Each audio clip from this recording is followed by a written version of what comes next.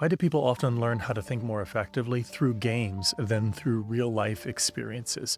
That's what I want to tackle in this video, and it has huge implications for all of us. This is why I spend a lot of time treating games with such seriousness.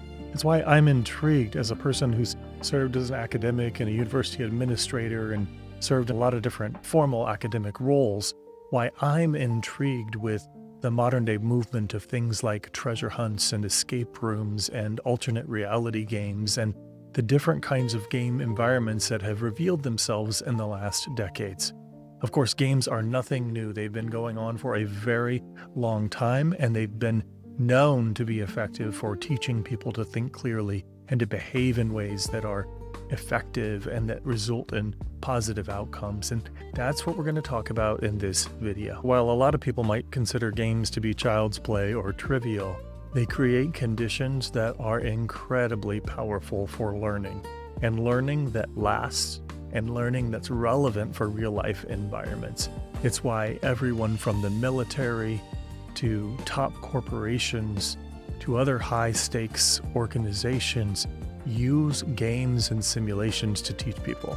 They do it because it works. And we can tap into that in our everyday lives. So why do we often fail to learn as much as we can from real-life experiences? The problem is not that real life lacks lessons. It's that there are conditions in real life that block learning. They get in the way of how our minds were designed to learn, to develop new behaviors, and to develop new skills and abilities. In real life, there are high-stakes situations that can create high anxiety. There are real and perceived stakes. There's uncertainty about what to do. All of these kinds of things are actually really helpful and powerful for learning, and they reflect real life. But the conditions have to be right for us to get the most out of them. And that's what I want to talk about here. So what are the conditions that support learning and learning how to think effectively? There are really at least 3 that I want to talk about in this video. Well, there are certainly others. We're going to zoom in on 3. The first one is experience that doesn't feel like familiar ground. We sometimes call that novelty. The second one is genuine uncertainty about the next move. So you're not just working on autopilot or how things have been done in the past, but you're having to make some decisions and figure out what to do next, and you don't know what to do next. That uncertainty is actually a good condition for an optimal learning environment. And then the third one is low enough perceived risk to stay curious and to stay engaged. While we certainly learn a lot from high-risk environments, we don't often learn the lessons that are intended or desired. And what we do know is that if you can keep the perceived risk a little bit lower, people are willing to try things out, people are willing to stay engaged, but high risk or too high of a risk as perceived by the learner can get in the way of them actually learning something. And by the way, I say this as perceived risk because there are actual risks, like it's a life or death situation and you have to get this right or else. And then there are also these perceived risk kinds of situations where you are fearful of how this will impact your reputation or your career or your relationship with a particular person, or how it will impact your perception of yourself, or you have set up this view of yourself and you're really worried about breaking that image and what that will do.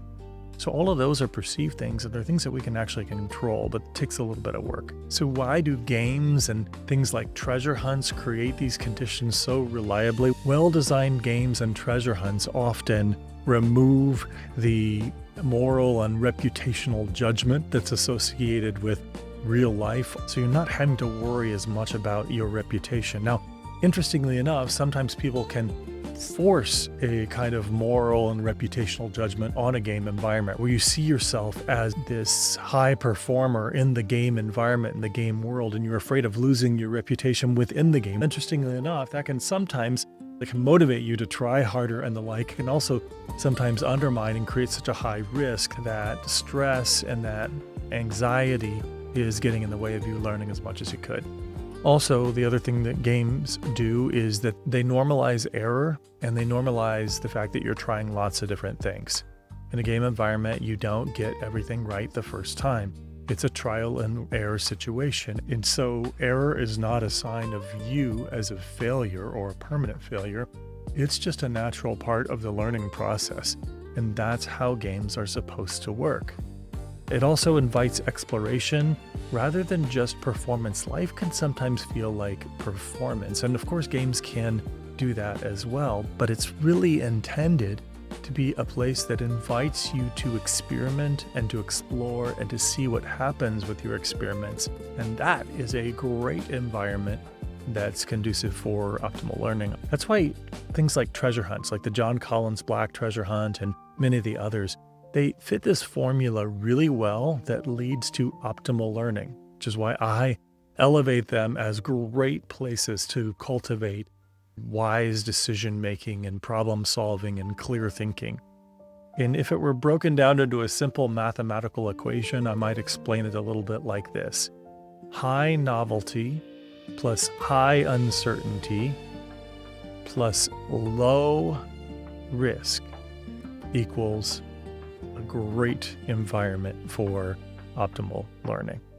So in a game environment, there's a lot of novelty. You're being introduced to something that just doesn't fit your prior experience and your prior knowledge. You're coming into it, and while there are things that tap into what you already know, you're having to learn a lot in order to find your way through this game environment, this imaginary world, however it's been created. And as a result, you're also finding novel situations where you're not sure where to go next or what to do next. It's forcing you to have to try some different things. You have the novelty, which keeps you engaged and interested.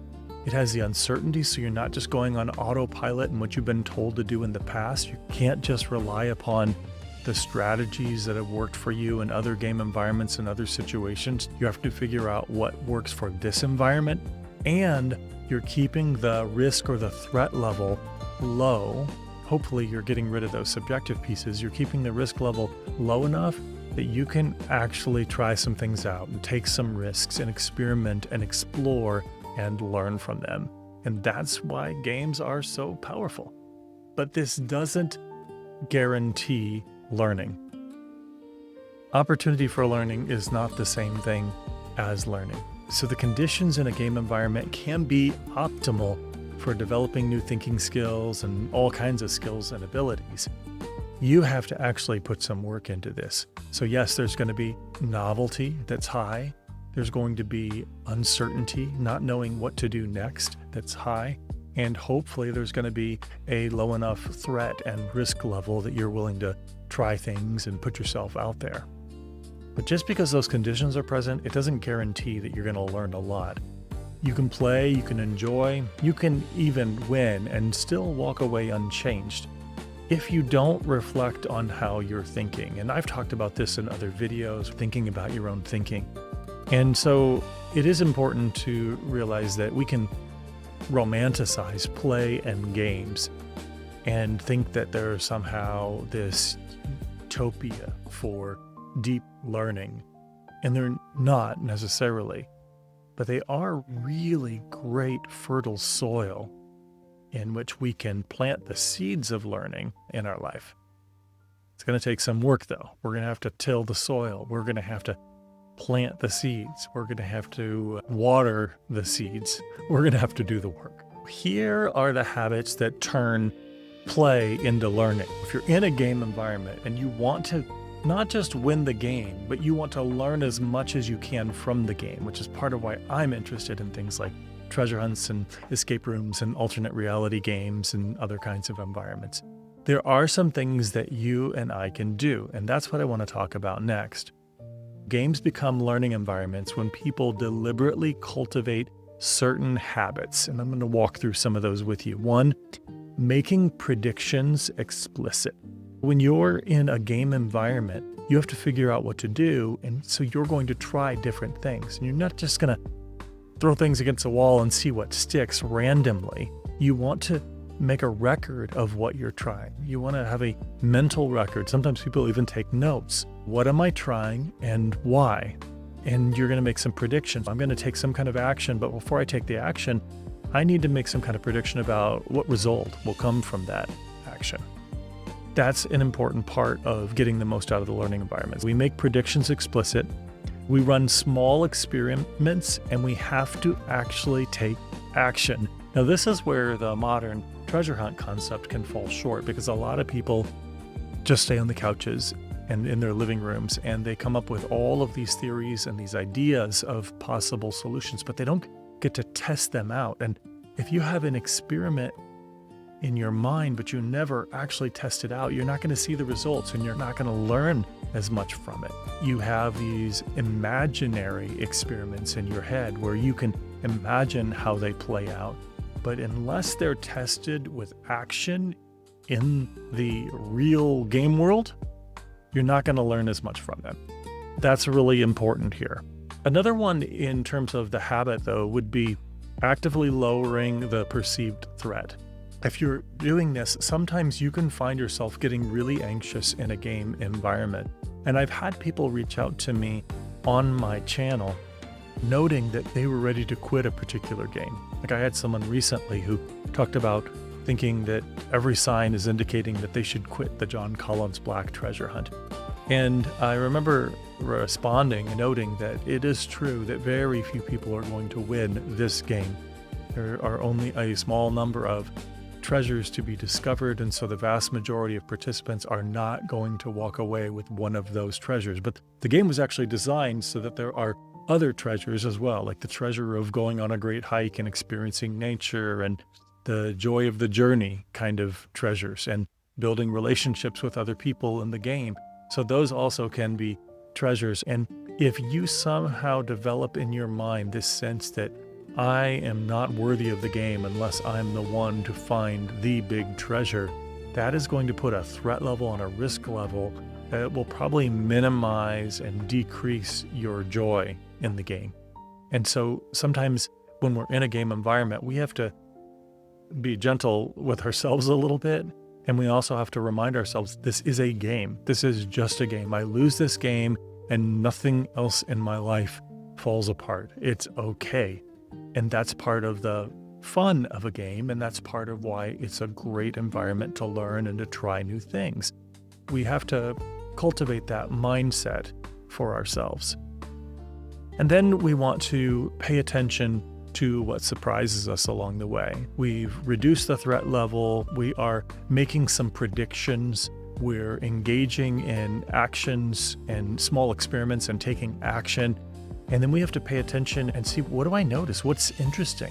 Something happened differently than I expected. When you conduct an experiment, it's not that your experiment worked or it didn't work, but you conducted an experiment and you got some kind of feedback, and now you can learn new things from that feedback. It's not just about a binary yes or no, it worked or it didn't. It's just, what lessons can I extract from this experiment?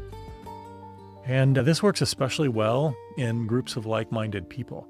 That's another part of why I'm a big fan of things like the treasure hunt movement and escape rooms, is that they're often done in community, and you're collaborating with other people. You're sharing your curiosity with one another.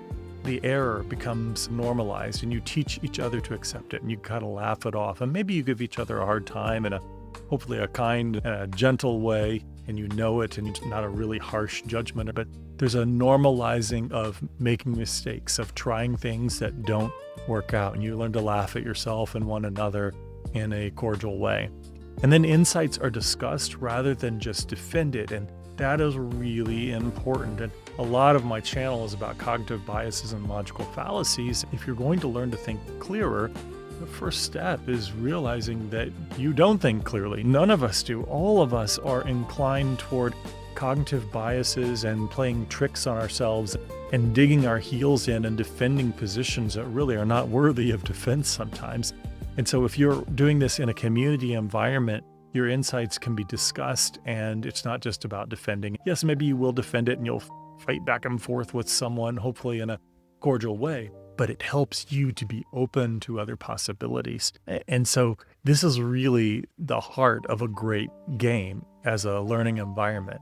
And keep in mind that the goal, while you certainly want to win the game in some objective way, according to the rules of the game, the goal, as I'm thinking about it, is, man, you're going to learn a lot. You're going to learn a lot about yourself, You're going to learn how to think. You're going to learn how to add some new thinking tools to your toolbox.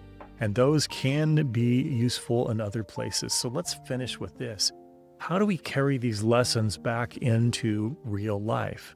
This is the transfer question. Now, the reality is when you learn something in one situation, it does not automatically transfer or become applicable or useful in a different environment, but it can. And there are a lot of thinking skills that you learn in a game environment that you can indeed take into a real world situation, and it can be useful. It can be one more tool in your mental toolbox to help navigate things. Because the point isn't to live inside of the games, it's to take what games train us to do and then to apply it to our everyday environment. And so then we find ourselves developing some thinking skills in a low-stake environment that then we can take into a real-world high-stakes environment, and we feel a little bit more confident trying it out. It can teach us to learn something in an unfamiliar environment that we then take back to our familiar environments in our life, and maybe we get to look at them a little bit differently, see things in a way that we would have missed otherwise.